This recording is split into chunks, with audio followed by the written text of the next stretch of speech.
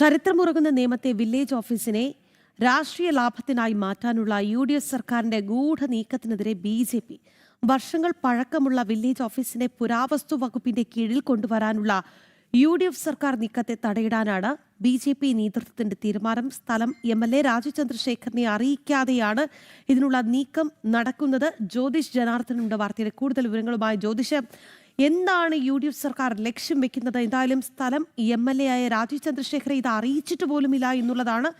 എങ്ങനെയൊക്കെയാണ് BJPയുടെ പ്രതിരോധ ശ്രമം?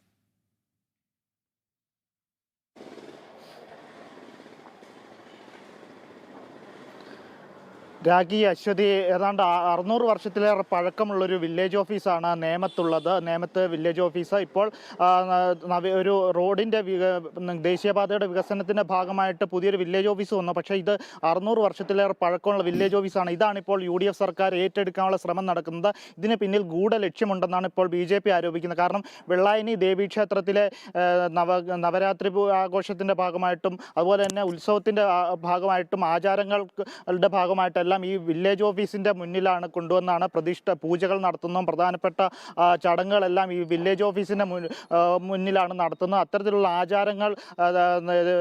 ആചാരങ്ങൾ ഇല്ലാതാക്കാനുള്ള ശ്രമത്തിൻ്റെ ഭാഗമായിട്ടാണ് UDF സർക്കാർ ഇത് പുരാവസ്തു വകുപ്പിലേക്ക് ഏറ്റെടുക്കാനുള്ള ശ്രമം നടത്തുന്നത് എന്നാണ് ഇപ്പോൾ BJP ആരോപിക്കുന്നത്. കാരണം ഇത്തരത്തിലൊരു പുരാവസ്തു ഏറ്റെടുത്തു കഴിഞ്ഞാൽ ഇത്തരത്തിലുള്ള ഹൈന്ദവ ആചാരങ്ങളോ വെള്ളായണി ദേവീക്ഷേത്രത്തിലെ ഉത്സവത്തോടനുബന്ധിച്ചുള്ള മറ്റ് ആചാരങ്ങളോ ഒന്നും നടത്താൻ സാധിക്കില്ല. അതുകൊണ്ട് തന്നെയാണ് ഒരു ഗൂഢലക്ഷ്യത്തിൻ്റെ ഭാഗമായിട്ടാണ് ഇത്തരത്തിലുള്ള ഈ പഴയ വില്ലേജ് ഓഫീസ് ഏറ്റെടുക്കാനുള്ള ശ്രമം നടക്കുന്നത്. അതുകൊണ്ട് തന്നെ ഇപ്പോൾ 2017 മുതൽ ഇത്തരത്തിലുള്ള നീക്കങ്ങൾ പല ഇടതുപക്ഷ സർക്കാരിൻ്റെ കാലം മുതൽ നടക്കുന്നുണ്ട്. ഇപ്പോൾ UDF സർക്കാർ അധികാരത്തിൽ വന്നപ്പോൾ വീണ്ടും അത് ഊർജിതമായിട്ടുള്ള ശ്രമങ്ങൾ നടത്തിക്കൊണ്ടിരിക്കുന്ന ഒരു സാഹചര്യമാണ് ഇപ്പോൾ ഉള്ളത്. അതിനെതിരെയാണ് ഇപ്പോൾ BJP രംഗത്തെത്തിയിരിക്കുന്നത്. കാരണം എല്ലാ വസ്തുക്കളും പുരാവസ്തു ഏറ്റെടുക്കുന്ന ഒരു സാഹചര്യമാണുള്ളത്.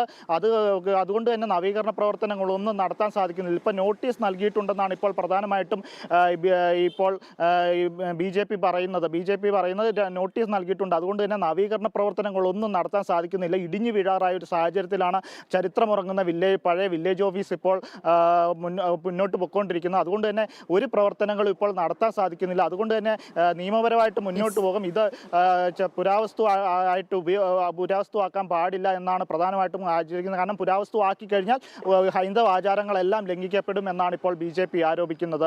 രാഖി അശ്വതി, എന്തായാലും പുരാവസ്തു വകുപ്പിനെ കീഴിലാക്കുന്നതിനെതിരെ BJP ശക്തമായ പ്രതിരോധം എന്തായാലും തീർക്കുന്നുണ്ട്. ജ്യോതിഷ് ജനാർദ്ദനായിരുന്നു ഈ വാർത്തയുടെ വിശദാംശങ്ങൾ നമ്മോട് പങ്കുവച്ചത്. ഇനി